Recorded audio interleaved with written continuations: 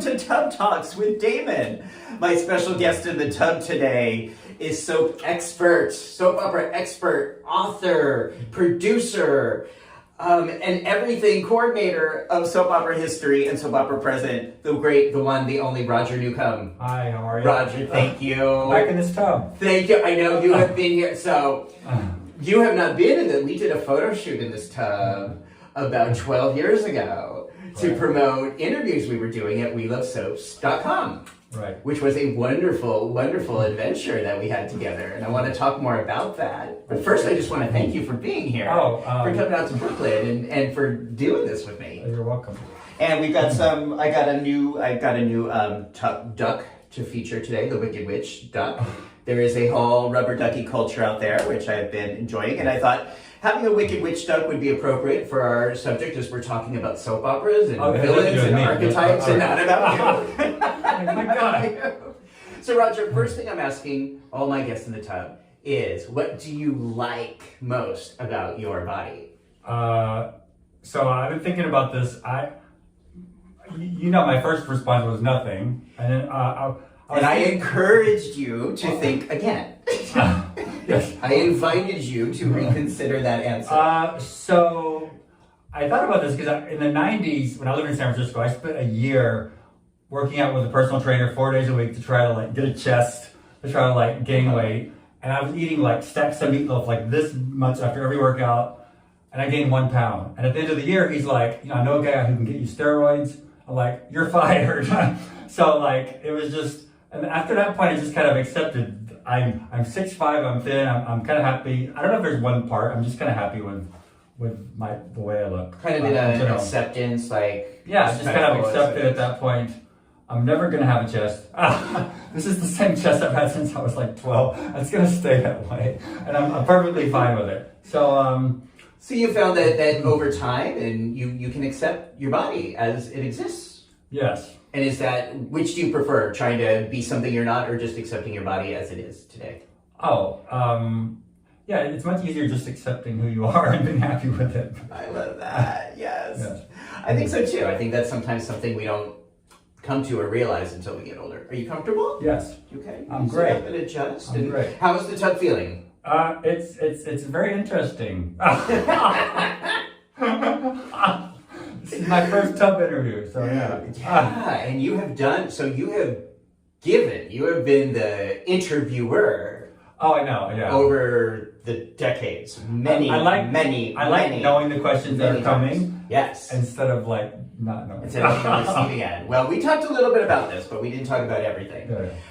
But I guess because you're the first guest I've had who we can really talk about the current and the history, relevance and meaning of soap operas. I've referred to them on some of these interviews that I think that they are entertainment, and they're often escapist and they're often silly, but they also have a lot of emotional and I think often spiritual relevance for our lives, especially if we adopted them or found comfort from them early in life. And now, unfortunately, on network TV, there's only 4 left. Right. So I want to start just by sort of going over the remaining 4. I mean, at one time there was 17 or 18 on network television on any given weekday. You could catch I think when we were born, which the year doesn't matter, there were around 19. 19 even just in New York City. Right. There were 19 shows being filmed here. Right. And now, sadly, there's 0. But there's 4 shows left on the air. They're all in Los Angeles. They're filmed in Los Angeles. Right. So I want to hear from you, based on what you've seen and what you understand about soap history, what you think is working and not working about each of the remaining shows. Okay. Let's start with what I'm going to start with my favorite, which is the one Days of Our Lives, the one that I was the one I watched with my mother, the one that I was raised on and sort of really, adapted as an adult. Right. Given what's happening right now, it's in its 7th year of production. What do you think is going well? What do you think that show is doing well? I think it's funny. It's consistently funny. Mm-hmm. I'm invested in the storylines. There was a while where, on some days, if Jack A wasn't on or Marlena wasn't on, I was kind of not as interested. Now I'm pretty interested in everything every day. So the thing I like is it's funny. There's lots of twists and turns. One thing you and I talked about is I used to, even from a kid, I would like go to the supermarket with my mom and read the Soap Opera Digest. I wanted to know what was happening. And so by the time we did We Love Soaps, the blog, I knew everything about everything what was going to happen, and we knew the actors personally, and it kind of took away from my enjoyment of the shows. And so now I know absolutely nothing that's going to happen at all. So I'm surprised every day, and I think that helps. I think me too. I find there was a way that there were so many ways I wanted to be part of that world when we were doing these interviews. But then I also found that when you go to the set and when you actually, some of the actors you meet, and it's not always don't always careful what you wish for, because it sort of diminished some of the enjoyment and knowing what was going to happen, especially because they were filming 2 or 3 months ahead of time. And I also think just discussing it online, I think if something like right now, Steffi on Bold and Beautiful really annoys me. Oh, we're going to get to her, don't worry. Yeah. But I think if I was online and kind of commiserating with other people, it might make me even dislike it even more. I think it's sort of like a group think and energy around that. Negative energy. So I like days too, also because I don't know who's coming and going. I don't know anything about contract status. I enjoy it on that level. I also appreciate the humor. I think they've had some new additions to the writing team that has boosted up the team. Thank you, Jamie Giddens. And members of they're incorporating new energy into that. They are the only show, so it is so rare to have Black women on soaps. It is even more rare to have a Black woman on a soap over the age of 50 driving the story. On the very, very rare occasions you ever see an older Black woman on a soap, or a woman over 50, she's like the supporting role, the mother, the aunt. Jack A. Harris on Days of Our Lives. Jack A. Harris, thank you. See, you are... Deja vu. Come on. Because I always mess up names.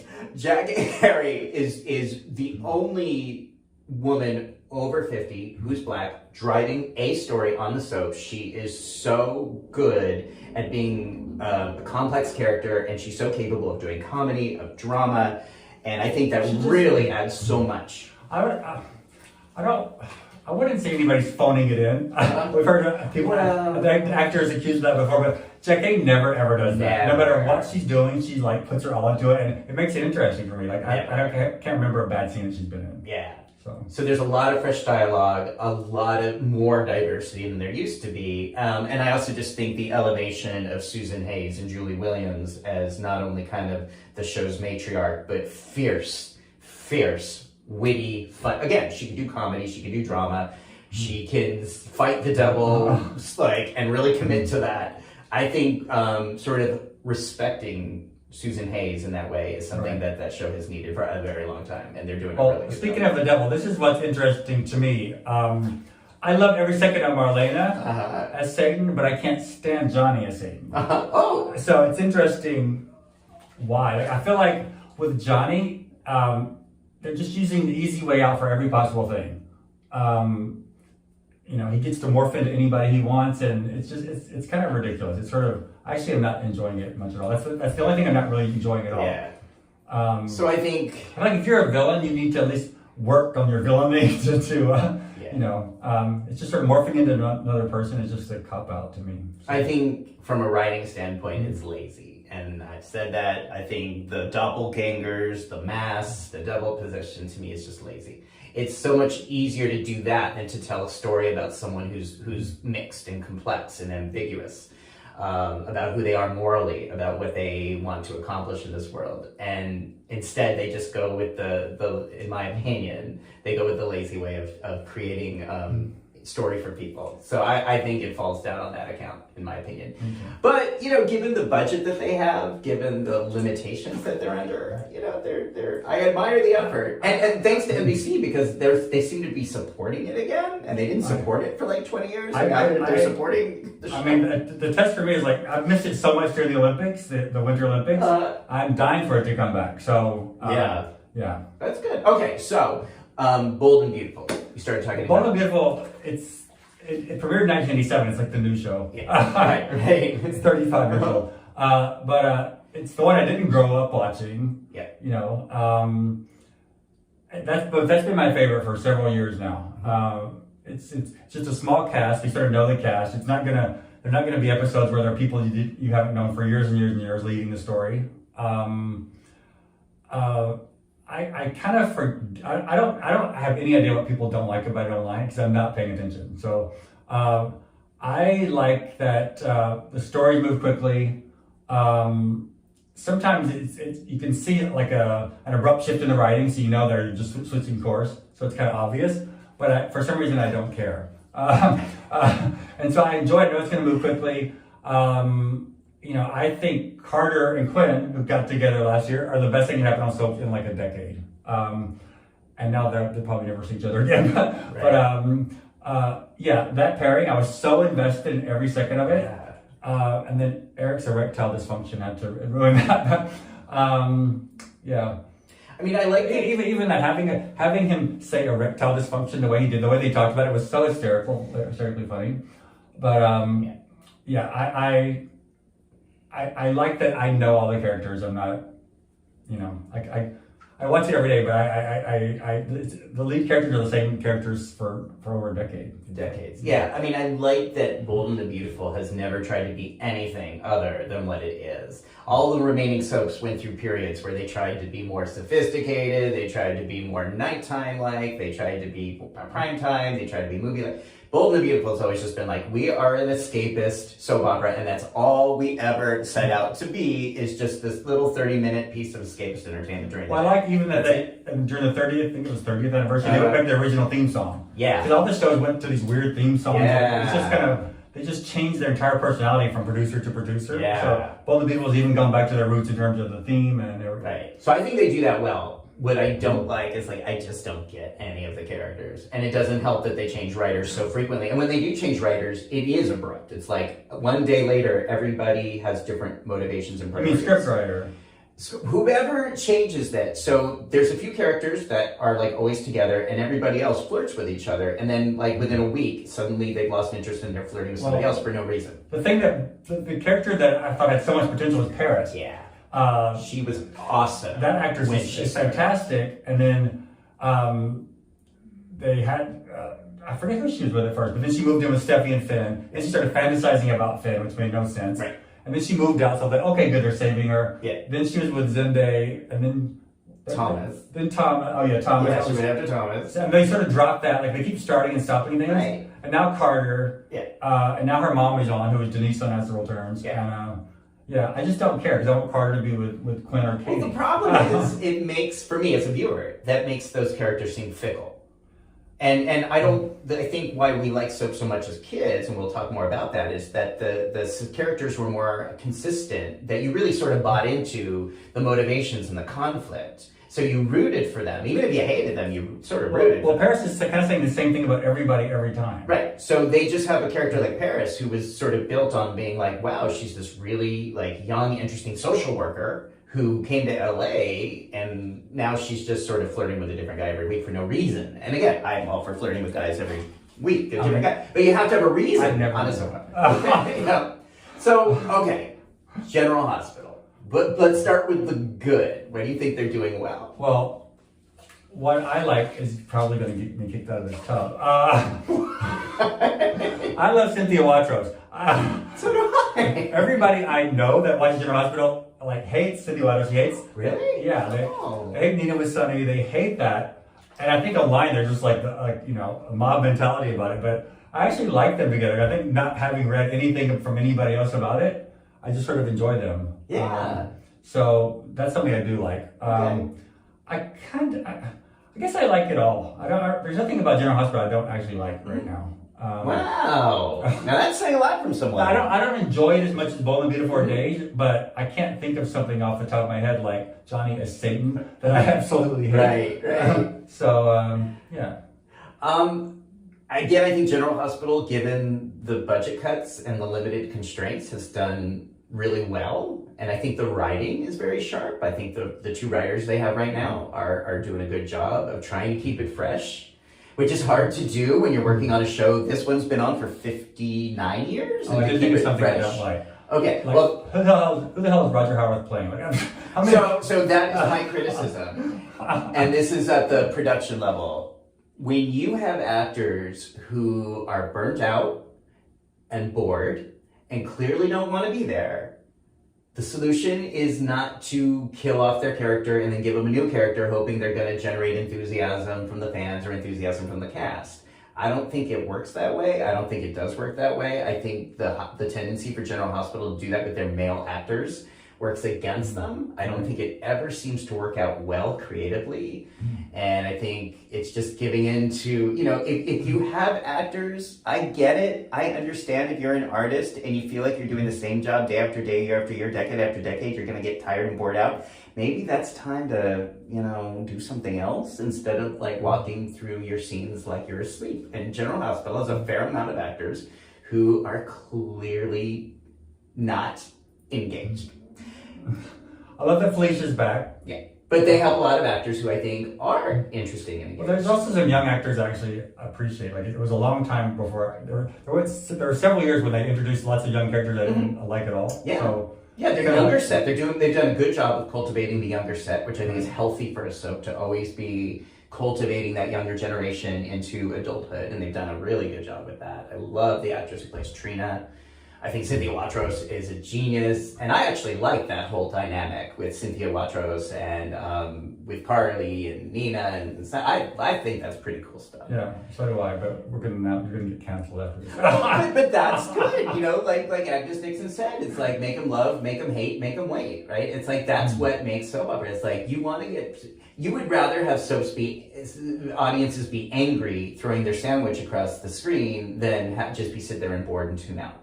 So the fact that General Hospital is creating passion and anger in the story bodes well for, well, just competing with 500 other channels. Just backing up to Bold and Beautiful.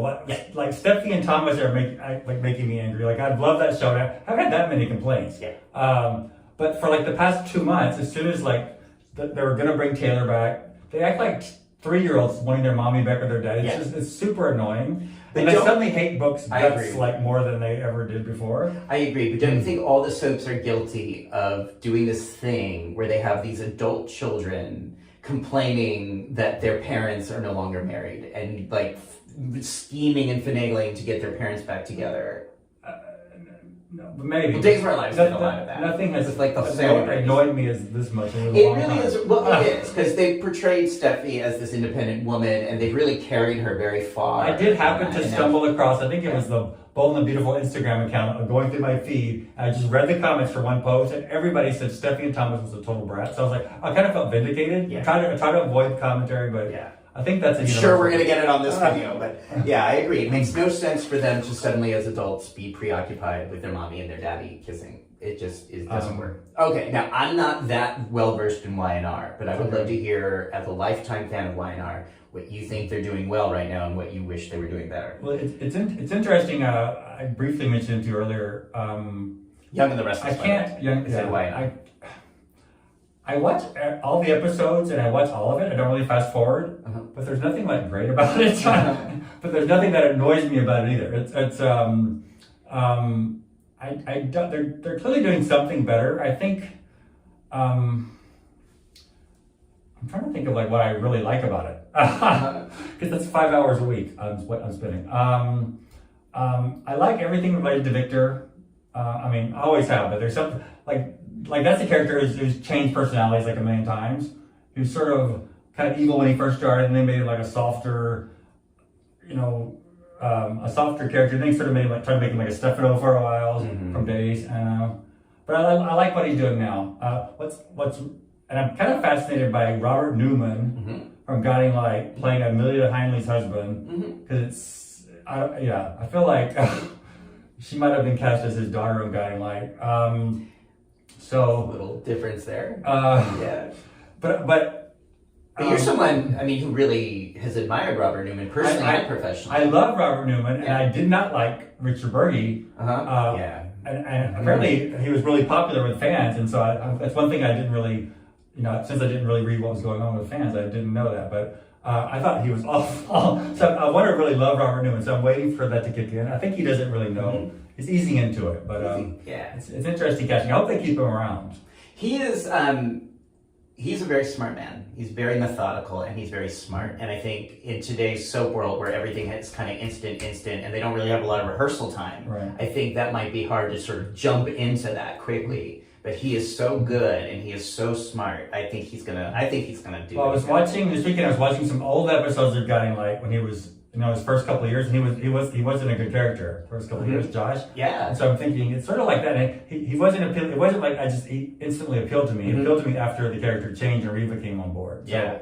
I don't know. So there's hope. I don't know if like playing the bad guy is like his thing. We'll find out. Yeah. I don't know if that character is bad. I just yeah. Could go any which way. So you have seen, that kind of puts us where we're at with the 4 shows. And I encourage if people didn't watch or, just check them out. They're there and they're trying really hard to survive against 500 channels of cable and then million channels of streaming. Well, I remember and they're trying very hard to stay alive. Like the year my dad was dying, I was 16. I just like kind of buried myself in soap. I watched them on my VCR, got like a hell of a workout. Which one? Well, Another World is my favorite. Guiding Light is probably second favorite. It rotated, but... So how, as a child, did you discover soap operas? Well, my mom always had them on. I think the first one was Search for Tomorrow. Like in the summer, I'd come in at like 11 or 11:30 for lunch, and I'd have to stay like 30 minutes inside before I could go back out to play. So it was always Search for Tomorrow. And what did you want to do? Did you want to be inside watching soap operas, or did you want to go outside? Well, at first, I forget which character. I think it was Liza on Search for Tomorrow's dad passed away or something. Something about that when I was like 7 or 8 just like reeled me in. And by the time I was 10, I was just like totally invested in it, and I have no idea what my understanding of the stories were. And I used to write my own soaps, and I would love to find those because I'm like, I didn't know anything about anything, especially love or especially sex. So what was I writing? I would love to know. Do you have them anywhere? It's probably somewhere in stories, but I'm just kind of curious, even what I was thinking at the time, because I was so invested in the couples, but at like age 9 or 10, like why? Like how did I wasn't watching cartoons, I was watching Guiding Light, and as adult stuff, like my parents wouldn't, for many reasons, our church was kind of weird. They had these different rules. I couldn't go to the movies growing up, but I could watch anything on TV, which made no sense to me. They wouldn't let you go to movies? I couldn't go to movies. I could go to a Disney movie, but I could watch anything on TV, which makes absolutely zero sense, right? So I was watching stuff that's adult. Like I wouldn't let my kids watch that stuff. So Guiding Light, a lot of the shows in the 70s were really starting to push the boundaries of what you were allowed to talk about. Well, I think I was most invested, like at age 9, I was most invested in the fact that Roger just raped Holly. Right. And why am I watching this? Seriously. But it didn't affect, I don't think it affected me in a good negative. I'll have to ask my therapist. But, I very similarly on NBC, it helped. I was always fascinated by adults. I never was interested in kid stuff. I didn't want to go outside and play. I wanted to watch adults have conflicts. I don't remember, but I grew up watching with my mom, watching my siblings. And really two of my siblings were a little bit older, so they kind of had grown up by the time I was watching soaps. But my older sister Janice is 6 years older than me. I think I told you. I always liked the young heroine. She liked the young vixen. And yeah, I don't know. I think part of it was a family thing. And I remember when my mom was dying, age 40. This was many, many decades later. Yeah. My brother and I had never really been close. And then we started bonding over Lisa and Bob on As the World Turns. And the fact that, and I talked to, he's a truck driver, right? So I was talking to his truck driving friends. I'm thinking we have nothing in common. And like, well, Donnie keeps us updated on all the soaps. I'm like, what? He's still watching that? So we kind of bonded over that. So your brother kept watching As the World Turns? Well, I mean, all my siblings watch Young and the Restless still to this day. But we kind of, we just had them on. So we kind of knew the characters. Like when you see Bob Hughes, you know Bob Hughes since, he was on since 10 years before we were born, or I was born. So, right. It's a family thing. It's very interesting how that gets passed down. But my mom, by the 90s, I would come home from California to Tennessee where I grew up and turn on the soap and she's like, why are you watching that crap? So she had completely gotten over it. And I'm like, but you made me love this forever. And so, yeah. And why for her did it change? What do you think happened production-wise that made, my mom was the same. She stopped watching them at a certain point. What do you think changed for them? And why did we not? Why are we stuck with it when our mother stopped? I don't know that she was ever invested like I got invested. Uh-huh. But for me, we were watching it together, and that was important, I Yeah. think, in my mind. Absolutely. But she was never like super fan, going to create a blog and go to the daytime Emmys and interview actors and that kind of stuff. So. Right. So you were not only watching them, but you started writing your own. You started creating these stories on your own. Yes, I remember I always started with like two families, a rich family, poor family. Yeah. But like, I wish I could read them now, because like, what was I writing about sex? Like, what was I writing about these, what did I think love was when I was 13 years old? Wow. Have you ever thought about, submitting your ideas or, creating your own? Given you have always been a writer and had these creative thoughts. I'll let Jamie get his handle up. He's another person who at an early age was so inspired. The thing that's different, I think, now is it's like a factory. I had a Emmy-winning soap opera writer tell me maybe 7-8 years ago, like the joy is out of it, of the writing, because the scenes are like 30 seconds, and they used to write these at the end of episodes. They would have like maybe 3 or 4 minutes left over. They could just make up a scene. She said to me that the joy was kind of out of it for her, and she's not in the industry anymore. But it's like an assembly line. So you can't afford to do like 5 takes of anything. So you have to write scenes short enough that there won't be any mistakes. Right. And so. Right. So how did your interest in soaps eventually lead to creating We Love Soaps TV?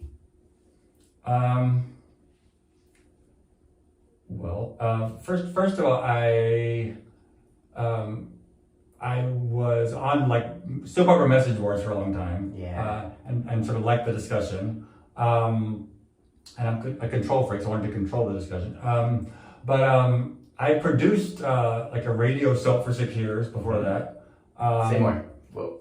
It's called Scripts and Scruples. Now it would be like a dramatic podcast. It'd be like really cool. But back in 2003, it wasn't a thing. So that was before podcasting was a thing. You had created this internet radio story, kind of in alignment with how soap started. Yeah, it aired on the internet, aired on some AM radio stations, and it was kind of terrible at first. Did you write that? I wrote. It was 900 episodes. I wrote. And you wrote them. Yeah. So you did apply these ideas to yeah. But my own production, not your own production. Yeah. Right. So you created this internet radio series. Yeah. And so I started the blog as a way to just kind of share my thoughts on the soaps and and promote my own stuff that I was doing.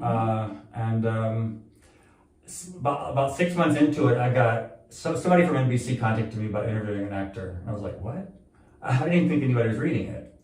And so it was within the first 2 years, we were getting bombarded with requests to interview people. So I guess the soap press had also died down. So you mean on the radio show or the We Love Soaps? No, with We Love Soaps. When I started We Love Soaps, What year did you start that? 2007. So by 2008, the networks were coming to me asking me to interview people. And I had never interviewed anybody. I don't know. I think they were just desperate for soap press. I don't know why they thought that I would be a good person to do that. I remember early 2008, Luke and Noah on As Returns was a gay couple. They clearly were not allowed to kiss on the show. And so I was like the spokesperson for this campaign for the kissing ban of Luke and Noah. So I was in the New York Times and all these different newspapers. I got interviewed by papers in Australia and Spain and all these different places. So you were using the power of the internet to share your message and create community. Right, and so for whatever reason, I think because I did that in such a respectful way, that Procter & Gamble produced that show, suddenly started inviting me to the set. They suddenly, like it up-leveled me in their minds, and I thought they would just hate me, but instead, because I always said, like, I really appreciate them doing the story, but I think that this is kind of stupid.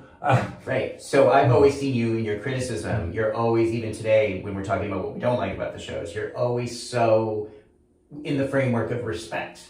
And your criticism is fair. You don't just attack people because you don't like what they're wearing that day. You give really intelligent, salient criticisms of the shows, and they always come from a place of respect and love. Except maybe that one daytime Emmys we were right in Vegas. That was really terrible. But that wasn't the show. That was the production of the Emmys. They were really terrible, and you almost passed out in the heat. No, that was a different Emmys. That was the Emmy.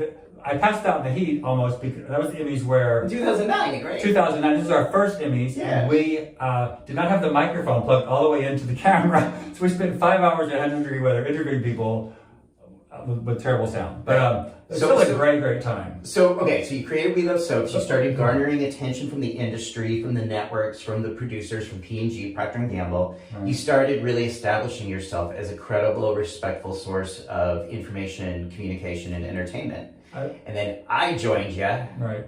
I hitched my wagon to you. Well, I mean, another reason why I did it was I have a history degree and I love history, and I didn't think that was being really captured or respected anyway. And so when you joined, we started doing even more interviews, and our interviews were like 15 parts long. Like we would do, if you work for Soap Opera Digest, you could interview Claire Labine, a well-known soap opera writer, a legend, but you're going to do like a page. You're going to have to edit that down to nothing. Right. And so we could just do part after part after part and just keep it going forever. So well, you know what I'm really proud of? A lot of things. I'm so grateful that you included me in that part of the journey in 2009. And I'm really proud of a lot of the interviews we did in that long form, capturing the history from the point of view of the writers, the actors, the producers who were there.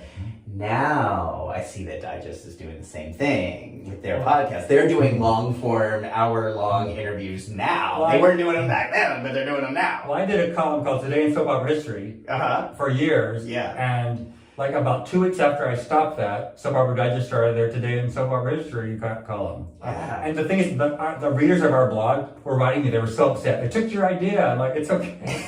They're outraged. Yeah, but all of that was because you wanted to preserve and respect and uphold the history of the genre, which is often, I think, dismissed, mocked, criticized, or considered a lesser form of entertainment because it was, here's soap. It is, it was geared toward women, especially in the 1950s and 60s and part of the 70s. It was geared toward women's entertainment, and it told things from women's point of view. And I think that's one of the reasons that whole genre has been disrespected.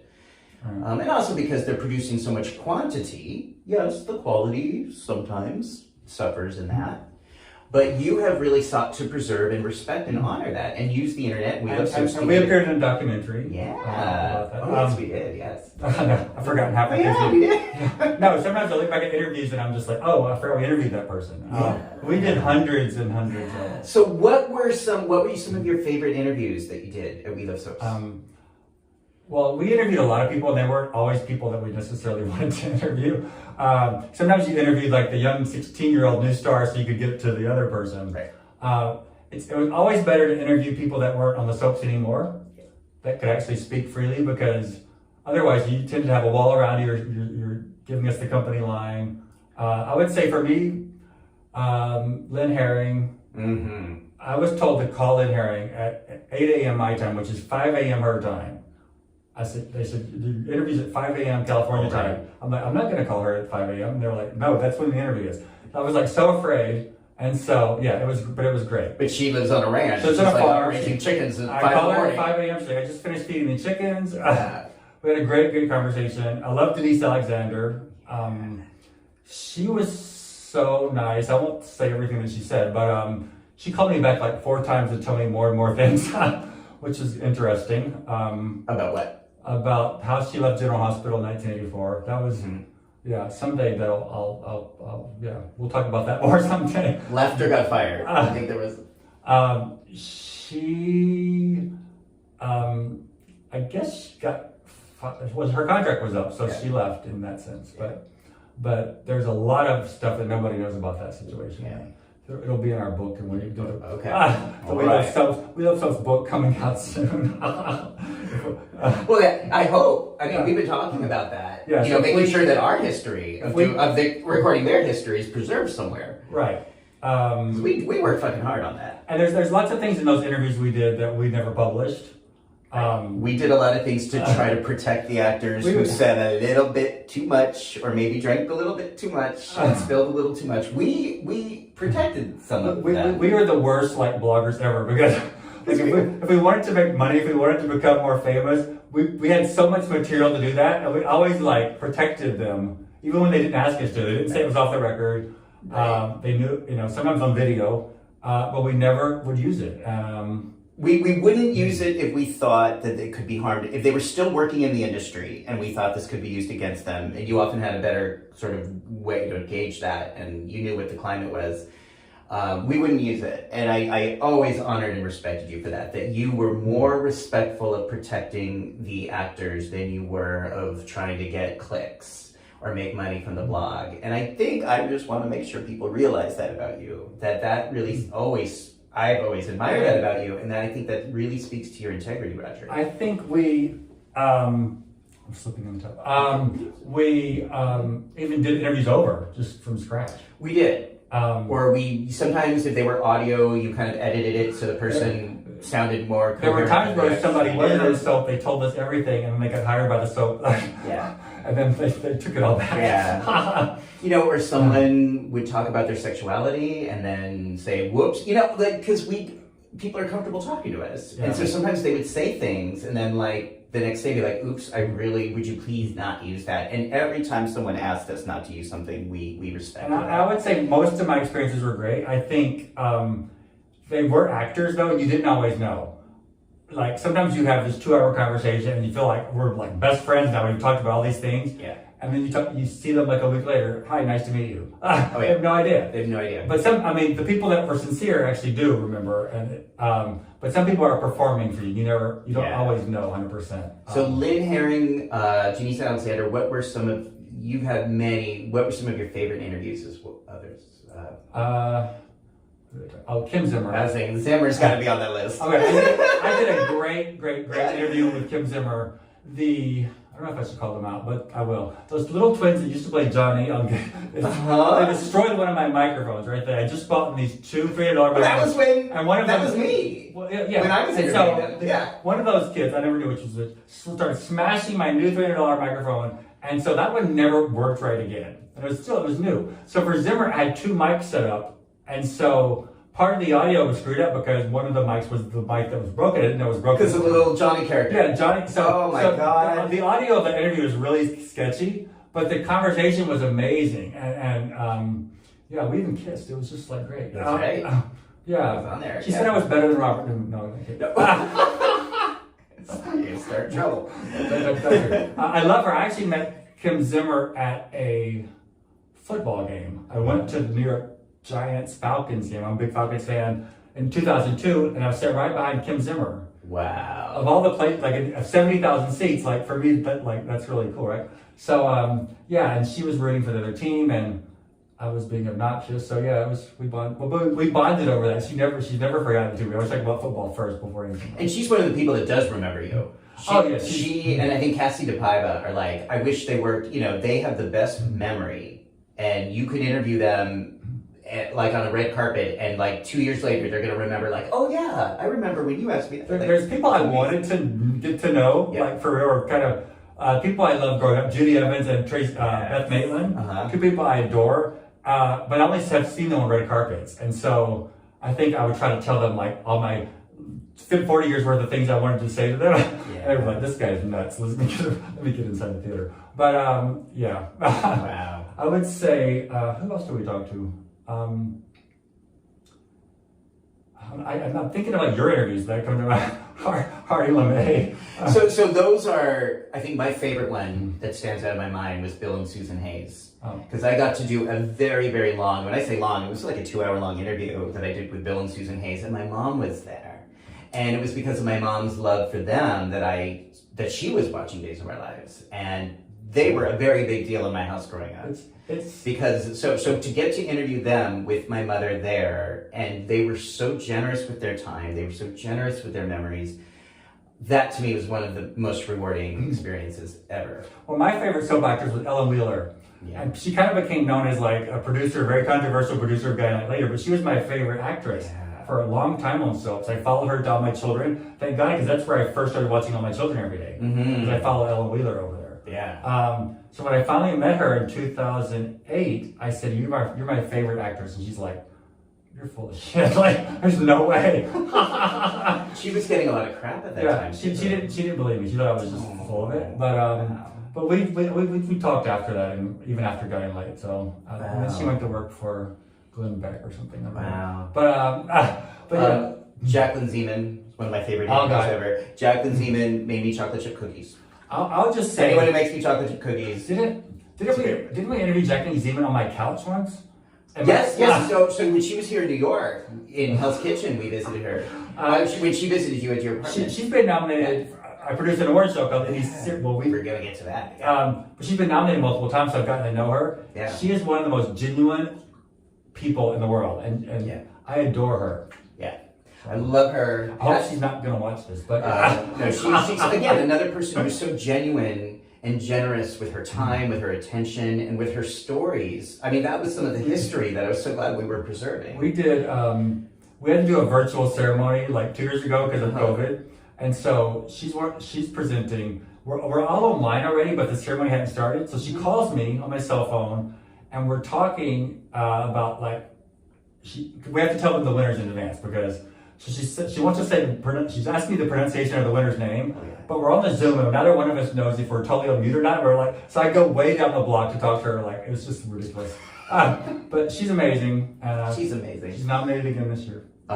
For me, Colleen Zink was a wonderful interview. She was very generous again with her time, with her stories, with a lot of her losses. She got ordained to perform my wedding, which was very nice. Yeah, that's right. She did. I'll never forget.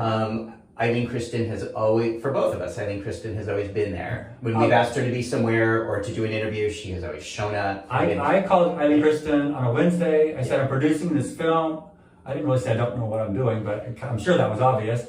And I need you to be there on Saturday. She's like, okay. Yeah. So she took a chance, I don't know why, but she did, and she was great. The film wasn't so great, but she was great. That was Manhattan Nights? Yes. Yeah. But that's one of the things I love about Eileen Kristen is she inspires me because she's always just got this, this can-do spirit. All right, we're going to figure this out. We're going to do this. You tell me where to be. You tell me what to say. I'm going to do this. And then she brings herself fully to whatever it is that she has agreed to do. And you're going to get, you can rely on her for that. And a lot of artists and actors you really cannot rely on in that way. But she is always amazing. And we also, I'm just thinking through my mind, all the things we've done. We hosted We Love Soaps Weekend in the Catskills. Right. That's what I was thinking of. Kind of a bomb. But I think Kristen was so helpful in that process. And again, that was one of the many things we did not have to worry about was her delivering. I wish I could have had more fans, but I had so much fun. It was just we got to know a lot of. I'm glad we did it, and there's a reason why we never did it again. I'll just say that. But again, Eileen Kristen was one of the people, and Robert Newman, and Colleen Zink. They just made that And Billy Magnuson. Oh no, he got thrown out of wait a second. He was not. No, okay. This was an older crowd. His band was a hard rock band. Yeah. So we're having all these lovely adult songs, and he comes on there rocking, and then they're like, no. Yeah. So anyway, I'm really proud that we got to preserve some of the history of people who had passed away since then. Claire Levine, again, hours and hours of information. We recorded most of it, transcribed most of it. Harding LeMay that you mentioned, he was such a gem. He's such a sweetheart, and he passed away after that interview. And I'm so grateful that we got to, that these folks took time to share with us their stories and their memories before they passed on. And Wendy Reed, she's alive, but that she was a producer who took the time to speak to us. And again, just one more that I have to say that I have to acknowledge. I worked hard to get that interview with Susan Flannery. Oh. And she absolutely was a gem. I love that interview. I'm so proud of that interview. She was still on contract at that point, so she really didn't have to do this. But she opened up. She shared her life. I love, and Ian Buchanan. I would say it wasn't an interview, but we did these top 50 actors of all time, actresses of all time, and couples of all time. Yes. And we brought back people that were in the soap press from years past. Yes. And so it was a good list. I mean, the list probably changes if you did it 50 times. It'd be 50 different lists, but. We worked hard to make that a really great historical list. The 25 biggest blunders of soaps. Right. Now that I think is a really good list that holds up. And I'll put a link to it down below because we really thought a lot about that, like how soap operas have messed up and gotten in their own way. One thing I wanted to do was, if Soap Opera Digest, this is nothing against Soap Opera Digest because I love them since I was a kid, but if they did something historical, it didn't sell magazines to focus on what happened on Edge of Night 1957. Right. So we try to do a complete picture versus the last 10 years. Right. So, right. Yeah. Any interviews you regret or any interviews you hated or thought didn't go well or you look back and go... Well, I don't think James Franco went that well. He was fine. Like first of all, he's doing General Hospital, right? And he's probably like, what? Who am I talking to? Who the hell is this? But this was a phone interview that we did. You and I met him. I have a picture with him. Yeah. But I could ask him a question. How are you doing today, Paul? Like 2 minutes of silence. You don't know, like, did he hear you? What's going on? Usually actors are very interactive. They're on. They're sort of on their A game for interviews. This was not. The only time that he kind of gave me some energies that I mentioned his mom. Like, your mom's going to be on the show with you. And so he did perk up. That made me like him a little bit. Yeah. But that was a terrible interview. It was just kind of pointless. I would say any one I did with any 16-year-olds that I didn't really like. Because I needed to do it for a press relationship. Because they had nothing. I just care. The interviews I liked where people had a history and they wanted to talk about that. And so at 16, there's only so much you've done. There's always much to talk about. Yeah. We like the experience. Right. And 16-year-olds didn't have a lot of experience to share. I don't think I did a good job in my interactions with Robin Strasser. She's amazing. She's always wonderful. I think I was so intimidated and starstruck. I look at some of those interviews I did with her and I feel like the link between my brain and my mouth was just always missing in action because I was so overwhelmed and I couldn't really. So yeah, sometimes I would have been that way with Kim Zimmer, but she's just she just makes you feel like you've known her forever from the first second. I think Robin Strasser even invited us over for dinner once or something. She didn't invite me. Oh, I guess it was just me. Okay. I think she only liked me to me. But yeah, for some reason I was very intimidated by her. She seems like the nicest person in the world. Sometimes things are just in your head. Yeah. And yeah. I'm not going to name names, but I will say that there were some interviews that I did with actors who were very popular and still are.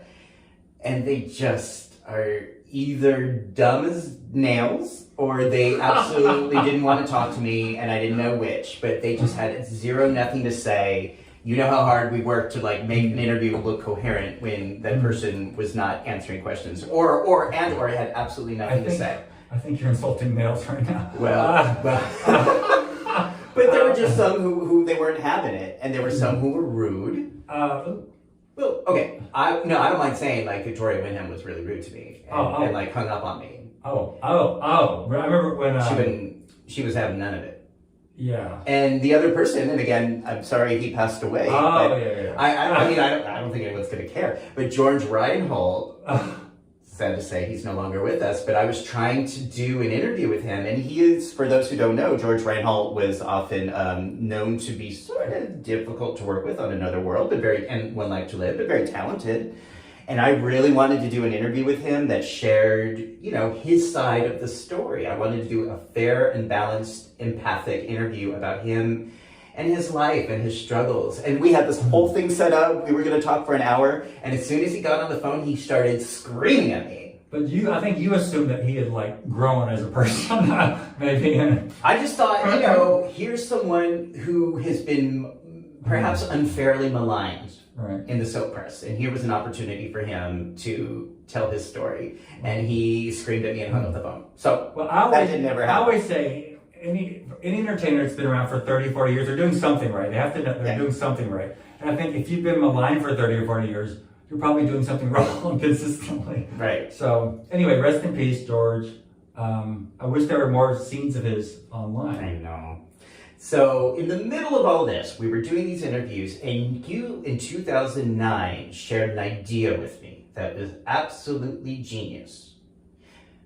Soaps were going off network TV one by one. They were all getting canceled. This was between YouTube. This was after YouTube, but before Netflix. Mm-hmm. And you had the vision to say the future of the continuing story format is already started happening on the internet. Mm. That independent artists and writers who had sat in their rooms as a kid and created stories. Anthony Anderson had watched television and daytime television and nighttime television and started creating stories in his head. That some of these actors and artists were starting to produce the series of their own. So you had this brilliant idea to do what? I created Indie Soap Awards. Yes! Well, first of all, I thought the word indie was cool. So I thought people would give a fresh look at the word soap if we used the word indie with it. That didn't totally happen. Just because I think the word soap is just such a bad word for people.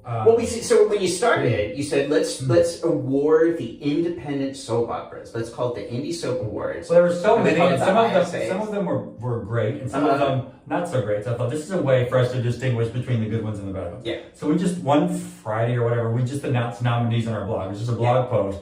I didn't think anybody would care. We didn't really even know. We didn't take submissions. No. We just. Well, we didn't have. There were only about 20 to look over. There weren't very many at all. So, but every single person that got nominated, they went crazy. They were so excited. It meant a lot to them. At the time, there were no web series festivals. There were no other award shows. There was nothing to celebrate them. Right. So just with your vision, your awareness of history and your vision for the future, and the technological ability to bring your ideas to the forefront, those all came together, and you created this, what I consider now to be an institution in the entertainment industry. Now you're on the 13th year, but it all started with your ideas and bringing your ideas to the internet. I think it only took off because you and I were like the best hosts of any award show ever. Thank you. In our pre-taped matching pink shirts. We worked those. We did at the 10th annual Indie Series Awards, became Indie Series Awards after a while. I edited together like a 5-minute clip of the best of. And so we're showing like these best moments, these great speeches, and then I flashed at you and me on the screen for like 2 seconds. People just laughed hysterically. Like, is that good? Because we come out like we're coming from separate sides. It was so crazy. It was really cheeseball, but I'm glad we did it because But that was all your idea. Yeah. And you had the vision to do that. And so the second year we did it, we actually did a big live event in New York City at the Alvin Ailey Studios. And I was just asking my husband this morning, where was he? Because there's a picture of Damon on the front row. He looked so happy. Yeah. And my husband really set a lot of that up and got the Alvin Ailey Theater, the studio. And I was like, where were you during the ceremony? I have no idea what he was doing. Where was he? He was like, well, you know, he was like cleaning the red carpet. He was doing all these things. I felt really bad all the things he was telling me he had to do. Because they weren't totally thrilled that we were there, even though we had paid to be there. But people were supposed to arrive at the red carpet, let's say 7. It's like 6:59. There's no red carpet. There's nothing. We have no idea what we're doing. I never planned an event like this before, and we knew a lot of these actors from, especially Guiding Light and As Will Turn. Well, that was the first year that we started getting the name actors. Right. You know, Martha Byrne came and presented. She hosted. Hillary B. Smith, Zimmer. A lot of the names in daytime television in New York City showed up for that. So this is where I learned. We had covered red carpets. We had been the reporters, but we'd never put on our own red carpet. So this is where I learned actors will find the camera. Like, you don't really need to do anything. Like, just kind of point them in the direction of the cameras, and that'll be the red carpet. Yeah. And so, plus we had free $2 wine from Trader Joe's, which people said this is the best wine I ever had. So meanwhile, so once the red carpet starts, I go inside the dance. It's just the dance floor with nothing, and we're unfolding chairs. We're creating a makeshift stage, and it was great. Yeah. And so it just kind of took off from there. So again, over the years, your idea has celebrated the artistry and innovation in serialized television or serialized storytelling. That you were able to see that as the networks were losing faith and interest in the traditional soaps, that there was all this interesting stuff happening on the internet. And that was sort of the wild, wild west creatively of what the continuing story format could look like. Now remember, this was before Netflix.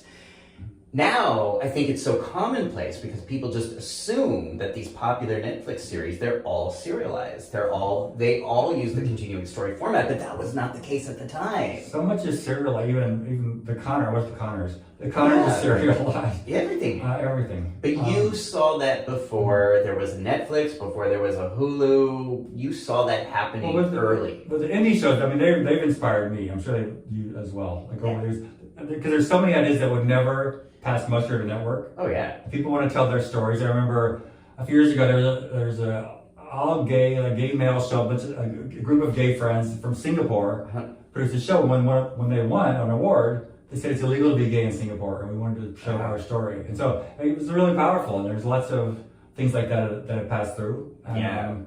it's exciting. So this year is going to be the 13th year. And tell me about this is the 12th annual. 12th annual. I guess I'm losing track of time. Wait. Well, we sort of. 2010 was year number 1. In 2020, we had a virtual ceremony. Oh, okay. Which, first of all, I tried to overproduce it. That was whatever. But so then last year we didn't want to do this. We were doing the best of 2 years this year. So we took submissions for a whole year. So we moved to this website called Film Freeway. This is where people submit for film festivals. Mm-hmm. So we got so many new producers finding us for the first time, and so we got incredible shows from all over the world, Ecuador, Bolivia, everywhere. And so I joked that I was reading all the submissions because they're all subtitles. But there's so many international shows where people are telling great serialized stories as well. And what does that mean to you, Roger? When you look back on this and you think about what you've created, what does that mean to you? I don't know. Okay. No, it's. What have people told you it means to them? I'm proud of it. People have told us, and told you as well. Like there have been shows that maybe they produced 3 or 4 episodes. They're a little bit rough around the edges. We nominated them for something, and they told us we wouldn't have continued making more if you didn't nominate us. And those shows, like a Hustling, like a Thurston, they became great over time. And I feel like we helped inspire that a little bit. Yeah. One thing that's happened with the awards that I kind of, I tried to fix a little bit this year is the shows are so great now. A show that's rough around the edges won't make it anymore, right? So maybe you have a few sound issues or something that the second annual ISAs would pass muster. They're too good now. Yeah. So we made the Spotlight Award for anything that's like a $5,000 or below budget. Oh wow. So we're trying to bring it back. I don't want to lose that segment of the group producers because. So there's still room for artists who are innovative but don't really have money or budget or technical. Yeah, I mean, a lot of them are produced on like basically no budget, but there's another level down that maybe people have never produced anything professionally before. I don't want to lose that because I want to because sometimes they're the best people. Wow. Okay. And we've had that even when you were doing this with me. Ragged Isle. From Maine. Yeah. Group of people from Maine. They produced this great show. They've never been to a red carpet before. So many people over the years had never been to red carpet before, right. And they're coming, and we have like an Oscar winner or a Golden Globe winner, and always the veteran established stars were left impressed with the new people almost more than the other way around. There was the group of Out with Dad from Canada, right? And they were I love that because it was a great show, and they were so excited to come to New York and be on the red carpet and get to. And that actress, Kate Conway's like she's won the most awards ever. Wow. Okay. There was. There's been so many over the years of different shows from different places, and I'm proud of it. That's all I would say. I don't know. Every year since like the 3rd year, I've said we're not going to do it again. And now this year, my co-producer Susan Bernhardt, she's like, we should start taking submissions in May. There's ceremonies in April. I'm like, so I don't know. Maybe we're going to do this forever. I don't know, but I've said we're going to not do it for forever.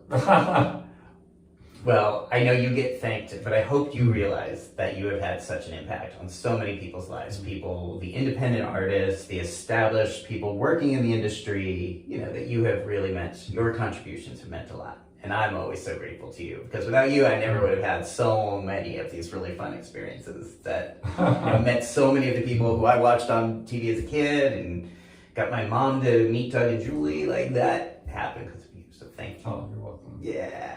Wow. Yeah, I never thought as a kid, it never even occurred to me any of this was, like I love doing creative things, and it never occurred to me that you could do something creative and make money or to do it professionally in any way. Yeah. I met most of the people most of my heroes. The only person I've not met celebrity is Patti LaBelle. She's my favorite singer. Who? Patti LaBelle. She's a country singer. She was my favorite singer forever. I've seen her in concert 25 times. And almost at all of those shows, I could have met her. Mm-hmm. And I always said no. Mm-hmm. Because I just thought, I don't want to know if she's not like the greatest person ever. Because I love the music so much, and I just don't want to know. So, yeah, I hear Anything else you would like to share or reflect on or talk about? I keep slipping in this tub. Like, how do the other guests stay upright? I don't understand. No, it's great talking about soaps with you, or just talking about anything with you. You've been one of the best people that anyway, I don't want to get emotional, but Damon's been one of the best friends I ever had. And especially when my mom was dying, I had a kind of a therapist on call. We've had so many great adventures, not all of which we can speak about, but I'm really proud of you. And you have always, just from the first second I met you until now, and I'm sure forever, you just amaze me. And it's a pleasure being in this tub with you. You too, baby. Okay. All right.